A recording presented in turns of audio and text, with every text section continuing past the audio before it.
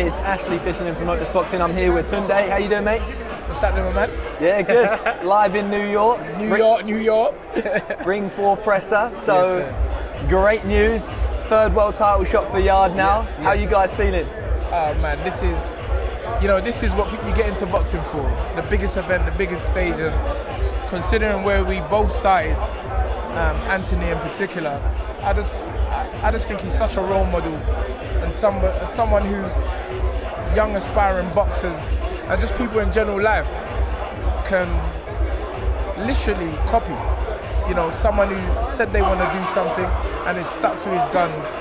And look at this. This is amazing. Who would have thought? Kid from East London, not so much kid from South London now, on the biggest stage. Brilliant. Saudi Arabia. So with all of this and the whole journey, I just want to know, how have you guys kept that positive energy? There's always been an aura about you. Yes. You've faced criticism multiple times. You've gone through highs and lows together. How have you always been so mentally strong? What do you practice? Because I'm sure some people are going to take some good advice from this. Yeah, I mean, you know, I come from a tough area, and through my observation, I realised that the people that were so-called the toughest were the ones who spoke the most. I've never been that way. I've always been an observer. I've always been a person, and people that know me can back me up. You know, I show love all the time. Love is the greatest key. And what I did on this journey is that sometimes I felt that I was looking for that. I was expecting that from others. And then ultimately I found out that you just gotta love yourself and be yourself.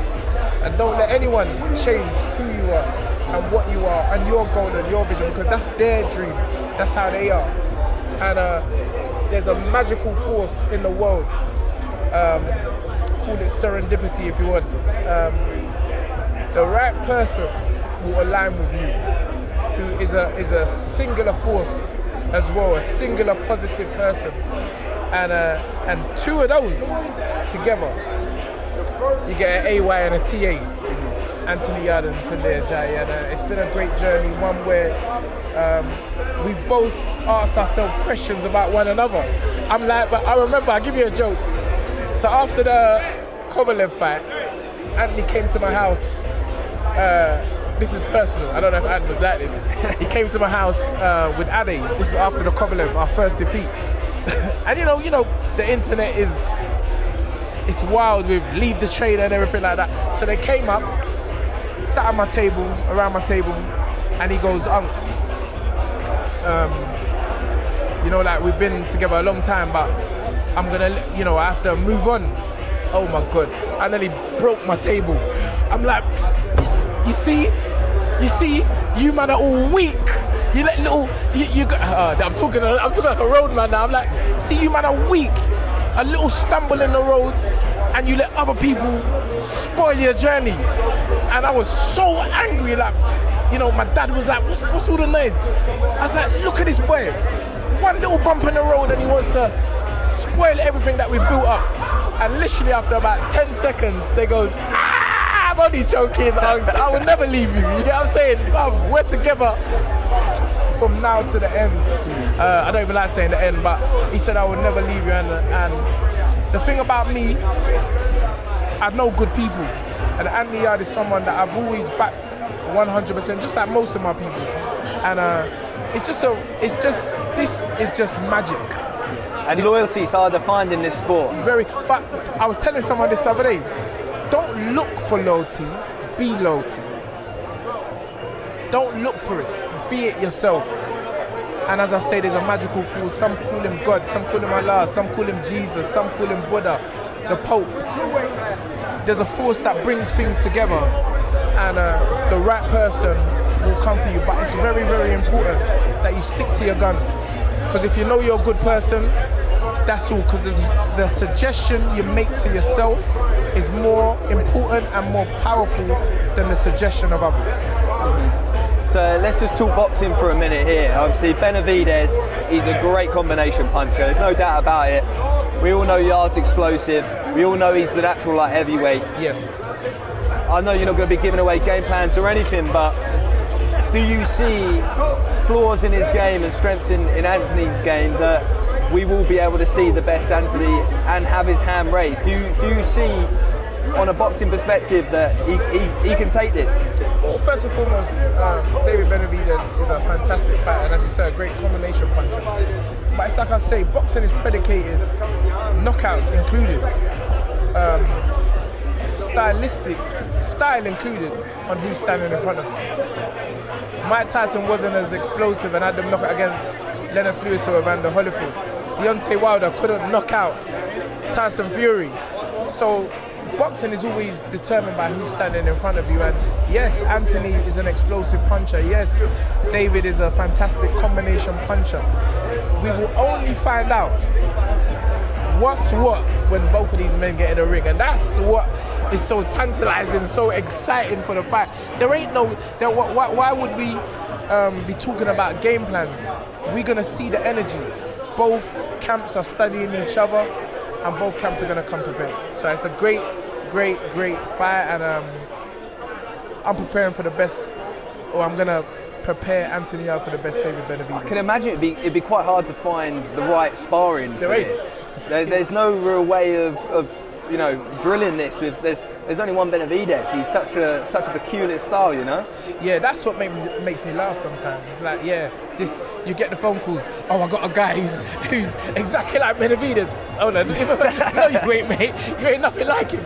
But and so I guess you can imitate certain things, can't you? And also, he wants to fight his own fight. So yeah, that's what I'm trying to say. You end up, focusing on somebody else, and that's never been how we do things. We focus on ourselves most, and I guess that leaves it up to me to devise a game plan and a strategy. So that's what we're doing. Mm-hmm. And I remember still now Kovalev, the 8th round, when he just, he threw the kitchen sink at him. Yeah. One of those. Do you feel like the lessons learned from that? And actually, no, just go back to that. For him to have the balls to do it, knowing there's still more rounds to go, to be that vulnerable, knowing that you're going to just empty it all, credit to Ant. There's not many people that can do that. Most fighters will coast trying to get to the end, Yeah. Like for you guys, but the one thing I'm going to say is, what did you learn from that one moment? Because that one round was the round when we saw just how dangerous Yarde can be. Yes. I'm sure in a better be a fight. The thing is you can't buy, borrow, or pretend to have experience. And so maybe in a later stage of Ant's career, that advice would have paid dividends. It was what we were supposed to do. How many fights have you seen where you're seeing this fighter just coast, and you're like, mate, throw something, dude, you understand what I'm saying? So I had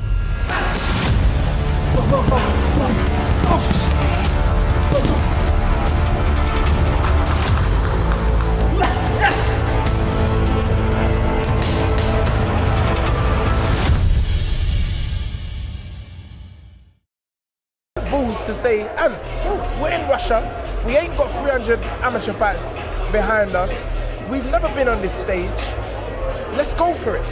And to this day, the only moment of that fight that anyone, not about the victory, the only thing that people talk about is that 8th round. It was the round that nearly was.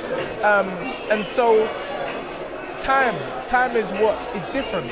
We have experience now, we've been in there, but unlike most fighters, Anthony has never had that fight before the big fight. Yeah, that's been the most frustrating and that's part. the frustrating thing. Well, not frustrating, it's his journey. That's how it was. As a fan, when you see it. Because you see the comments, you see people saying, oh yeah, all Yarde does is fight there and he fights the top. But they're not matchmakers.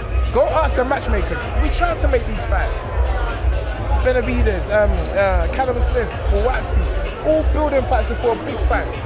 And for whatever reason, and there's no blame game here, they just don't fight us. Yeah. How close was that Callum Smith fight? That must have been, I'm guessing this was all a bit of a shock when he obviously accepted that. That must have been nearly across the line, well, right? Listen, I don't want to call anyone a liar, but the great thing about me and Ant, we don't talk. That's what made this fight so much more exciting, because everyone was like, oh yeah, Callum Smith's fighting Benavidez, and then you're like, boom! Yeah. Oh, what's that? I never expected that. But they were talking, all the brothers were talking. Stephen, I saw an interview with Stephen, Yarde, it's a good fight, but obviously if we get the Benavidez fight, that's the fight we're talking about. I heard Liam Smith on an interview say the same thing, negotiations or fighting with Callum and and Benavidez in Saudi. And then I heard Paul Smith say on TalkSport, he said, it's not about money for Callum.